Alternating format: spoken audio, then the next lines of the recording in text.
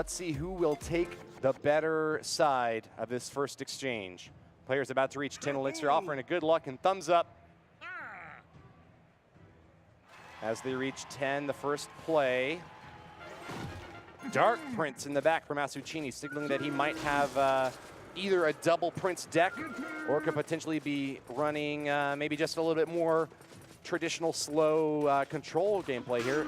CMcHugh zaps it and I was wondering what the weight there. I was like, Yeah. he's just leaking elixir, but the idea is he wanted to tornado to the King Tower. So right away, his King Tower is active. That makes every single pull to the center that much more effective. If you're going to try to go for that elixir collector, he can just put like an ice golem in the middle and 3 towers will be shooting you. An aggressive start from asuchini. He's going to start off with a damage lead here. Chips a little bit of damage off that Electro Wizard from the poison, but the primary purpose there was to be able to get that pump down, denying the elixir advantage that CMcHugh is looking for. 2 shots from the Electro Wizard, drop it to 2094. asuchini puts Golem down in the back. So here's the deal. Here's what I think is going on. Executioner was played in the back. asuchini decides to play Golem in the back because the Executioner is going to cross the bridge before the Golem will. That allows him to kill the Executioner and turn off that whole Executioner Tornado combo that is the terror of Golem decks. This is a super scary counter that CMcHugh is showing off right now. P.E.K.K.A chopping apart this Golem before it can even cross the bridge.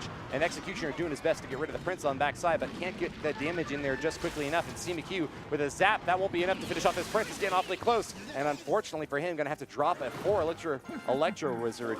Huge elixir lead right now for asuchini. Yeah, let's see if he can do something with it, though. Right, we'll see what he does with his Dark Prince at the right side. We do have a King Tower activation for CMcHugh. Oh, another kind of ugly defense there. Executioner at the back is going to be a 5-for-4 defense in asuchini's favor. Yes. And I think that's what he's been really good at. And really, something you have to do, any Golem player has to master this. Your towers, the health on your towers are ATMs. You can draw elixir out of them by opting to not counter. Just let your tower take some damage, save up that elixir, and build up to a big counter attack. What? The P.E.K.K.A bow. So it's an impeccable deck.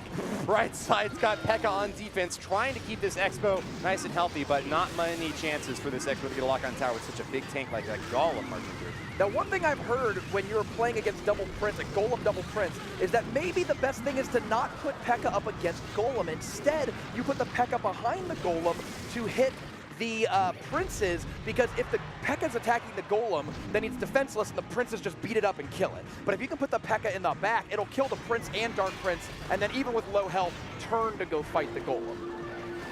P.E.K.K.A at the bridge, gonna start stabbing away at this Golem, but that is an incredible push set up by asuchini. 17 plus elixir charging in that right lane with the Baby Dragon on top. That's gonna be it.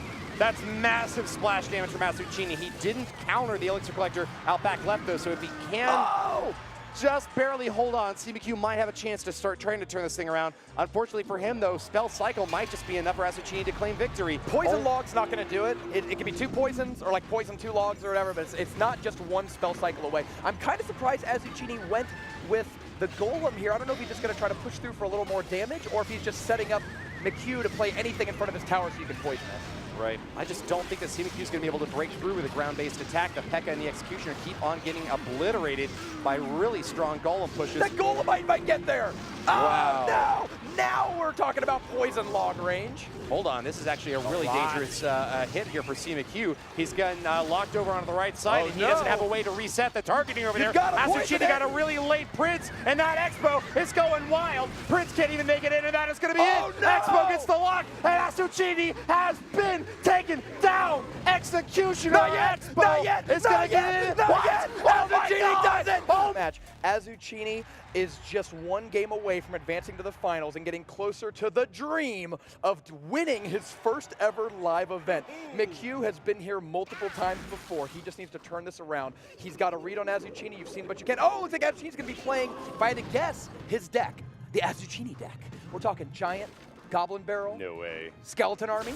This is the deck that he plays on the ladder. Could he He's be so exceptionally bold? good with it. Oh, he's very good. He's finished top 20 on the ladder multiple times with this exact deck. I would not count it out.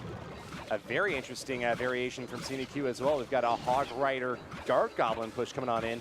Dark Goblin hardly ever seen in top play, but hey, I gotta say the same thing for asuchini's deck. Honestly, if you showed me these 2 decks, I would probably think that TV Royale? This was not. Yeah, this was TV Royale. I would not think that this was something from the top 4 players in a $20,000 tournament. But that's what's so amazing about Clash Royale as an esport, is that out of the 80+ cards in the game, genuinely like 75 of them could be played in a competitive deck. I mean, Sparky was not considered competitively viable, and here it is. Tuto's faster in chat knows what's up. Chispitas Gigante. We got a big old goblin hut, or a big old goblin barrel rather, going left side. Gets a few stabs off before the Dark Goblin takes it down. Sparky doing its darndest to be able to finish off the cards out left lane, but can't quite take it down. And oh no, the Dark Goblin plus Ice Spirit's gonna make mincemeat out of this minion horde. Although they did manage to stop the Hog Rider, at least there will not be a minion horde counterattack to deal with. And Dark Goblin, really fast shooting techs. Dark Goblin has one of the fastest attack speeds in the entire game, 0.7 seconds. One of the reasons you might prefer it over Flying Machines is the faster attack speed, but also the 3 cost. That allows this deck to be a very fast cycle with nothing in the deck besides Inferno Tower costs more than 3. I get the Hog Rider, and then a bunch of 1 to 3 cost cards. Yep, one of the quickest hit speeds in the game. Reminds me of a character I saw recently in Blazing Saddles. Very, very, very quick attacks. You just recently saw Blazing Saddles? I just did, actually, yes. Left side's going to be a Goblin Barrel stabbing the tower down all the way to 1531. That's a very nice hit for asuchini. That was a killer. Oh, the Dark Goblin! The Dark Goblin appeared and disappeared as quickly as he landed on the screen. That is a huge loss there, allowing asuchini to keep the pressure up because he took 3 elixir off the board that CMcHugh was not expecting to lose. Barrel flies back and lands on tower. More stabs going on in. Wow. Goblin's going absolutely wild. That's over 500 damage. Tower down to 158. Oh my God, Rumham. asuchini is totally tearing this game apart. I mean, it's been a long time since we've seen a new deck that we can name after a player, but I feel very comfortable calling this the asuchini deck from now on. asuchini in a dominant 1-0 spot. Has only got 5 seconds left before overtime gives him the chance to send in the final blow. One more little spell cycle will win him the game, the match, and send him to the finals. It's not over yet, though. That Skeleton Army's gone. Poison's coming down. Hog's only going to need 1 or 2 swings. The log might get it even closer. Zap ready. His arrow's coming down. What is he waiting for? Oh, he did it again. Oh my God. He defeated CMcHugh in 2 games by 101 total health between the 2 games. 92 health left on his tower in game 1, 9 health left